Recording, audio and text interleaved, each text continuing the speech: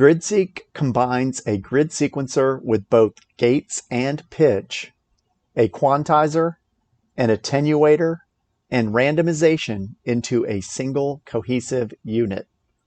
Let's start with an overview of GridSeq's basic functions and then get into some patches to illustrate some use cases. Down the left-hand side, you have run, reset, gate out, and voltage out. Along the top, you have direction inputs, including a random input and a repeat cell input. The grid contains gate on, off, and voltage pots. And on the bottom, you have quantizer, octave range, randomized gates, and randomized notes, along with CV inputs. Now let's look at some patches to illustrate how to use these features. The bass and drums in this patch are all using the common navigation approach, which is to run the master clock into the right direction input and the master clock divided by 4 into the down direction input. This produces a basic left to right and top to bottom navigation of the sequence. Listening to the patch, we can see that this sounds like any typical 16-step sequence with gates added.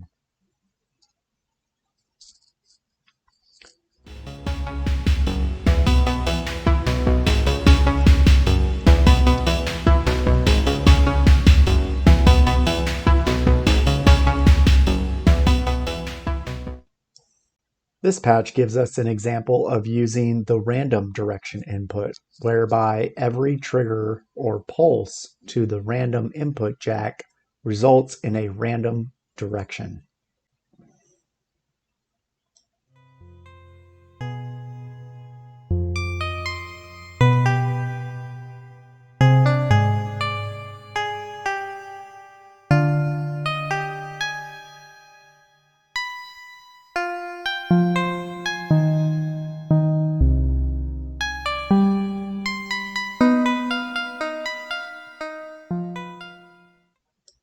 Here's another example where every sequence is using the random direction input.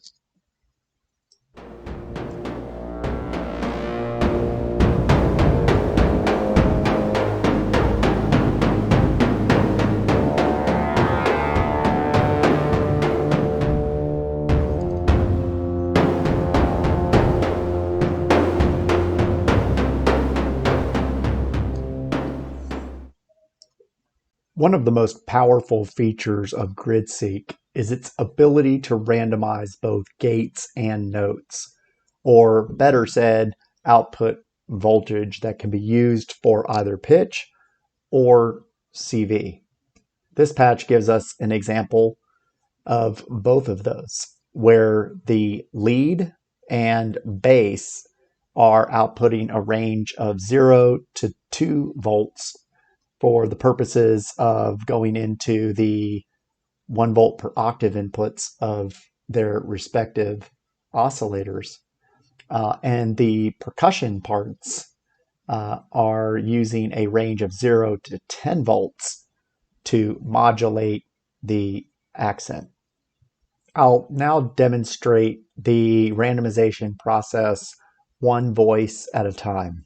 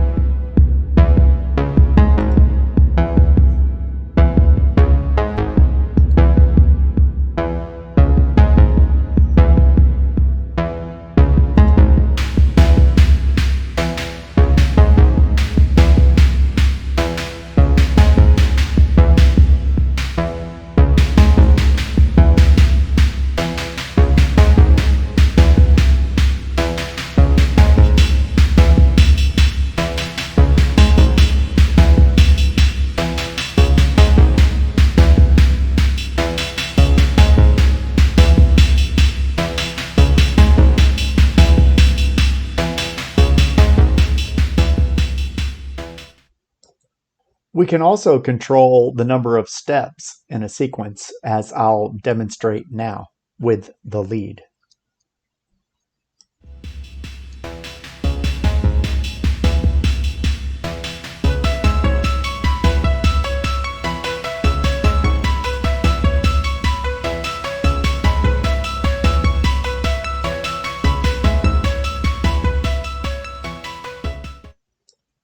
The lead sequence is 7 steps and is being implemented by resetting the GridSeq after 7 master clock pulses, as well as the master clock resetting itself after the same 7 pulses.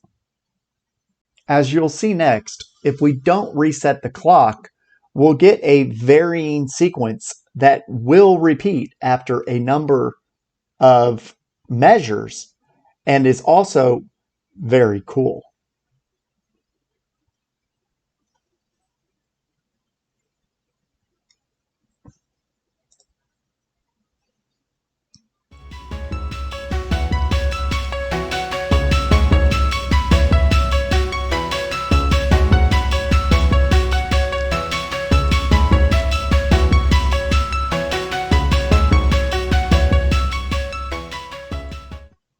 This is because the difference between the division by 7 and the master clock and division by 4 controlling the direction of the navigation. This results in different navigation happening through the grid as those pulses are happening at different times due to the resetting of the grid based on a division of 7. And possibly even cooler, if we randomize the gates, we might even get something even more interesting.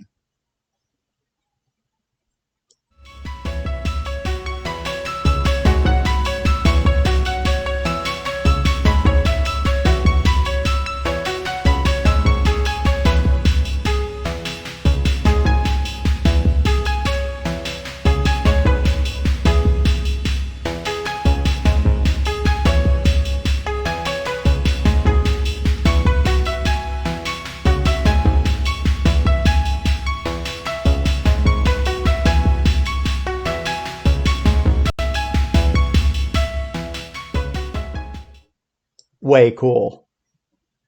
Another way to control the number of steps is to extend them from 16 to 32 and beyond. What's really amazing, though, is how really good this individual melodies that you can achieve, as well as harmonies with multiple voices. This is an example that was within the first 10 randomizations.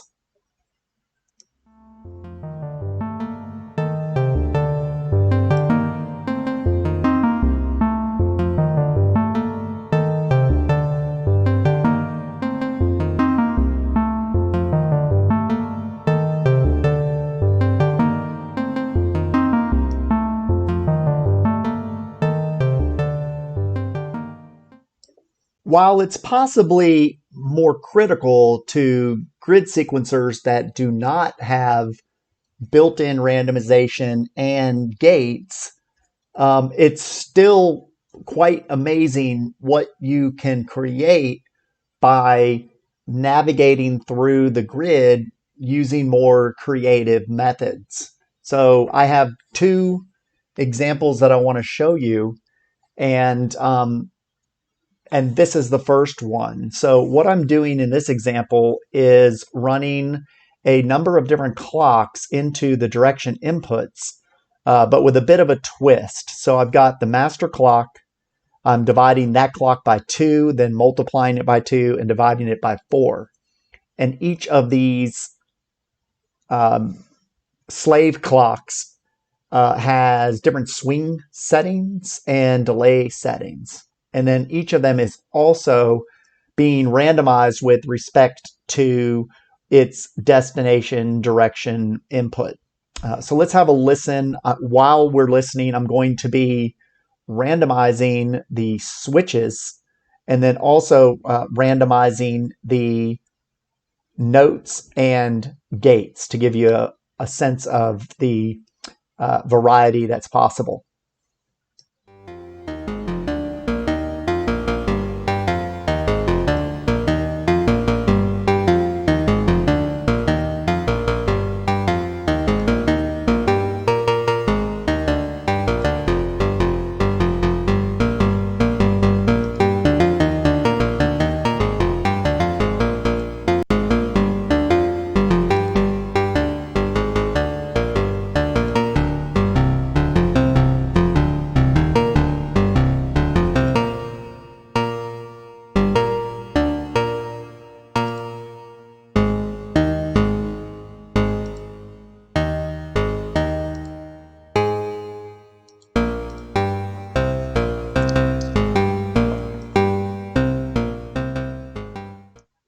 Given all of the variables with the swing, the delay, the clocks, the division, multiplication, the switching, you can imagine how many possibilities there are.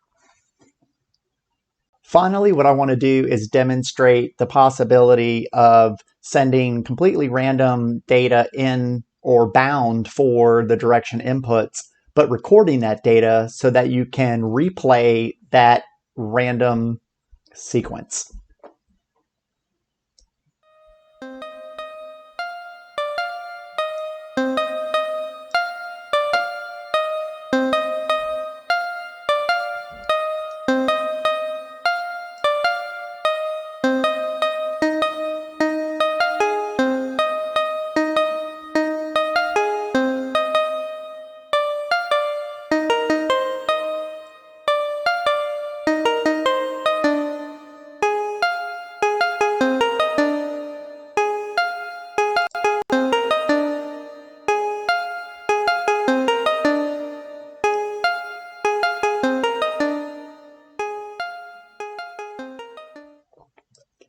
Thanks for listening. I'll see you in the next video. And as always, just throw any questions or comments my way. Thank you very much.